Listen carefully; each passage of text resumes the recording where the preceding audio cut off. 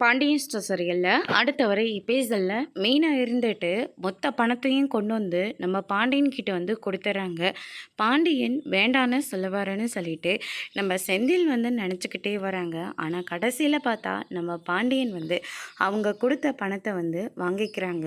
கூடவே நம்ம கதிர்கிட்டையும் போயிட்டு இவன் ரோசப்பட்டு பணத்தை வந்து ரிட்டர்ன் பண்ணிட்டான், நீ எப்போ கொடுக்கலான் இருக்க அப்படின்னு சொல்லிட்டு கேட்கவும், கூடிய சீக்கிரமாகவே நானும் பணத்தை கொடுத்துட்றேன், நீங்கள் 2 மாதம் டைம் கொடுத்துருக்கீங்கல்ல, கண்டிப்பாக அதுக்குள்ளே நான் பணத்தை கொடுத்துருவேன் அப்படின்னு சொல்லிட்டு நம்ம கதிர் வந்து சொல்லிடுறாங்க. அதுக்கடுத்து தான் மீனா இருந்துட்டு என்னால் தானே உங்களுக்கும் கஷ்டம், அவர்கிட்ட பணம் இருந்தால் அவர் என்ன பண்ணுறாரு ஏது பண்ணுறாருன்னு எனக்கு தெரியவே மாட்டேங்குது, அதனால தான் அந்த பணத்தை நான் கொடுத்துடலான்னு சொல்லிட்டு முடிவெடுத்து வந்து கொடுத்துட்டேன் அப்படின்னு சொல்லிட்டு மீனா வந்து நடந்த எல்லா விஷயத்தையும் வந்து சொல்லிக்கிட்டு இருக்காங்க.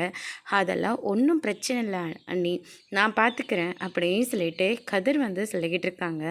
அதுக்கடுத்து தான் நம்ம ராஜு இருந்துட்டு கிளாஸ்க்கு கிளம்பி போயிட்டுருக்காங்க. அங்கே போகிற வழியில் அவங்க அப்பா பார்த்துடுறாரு.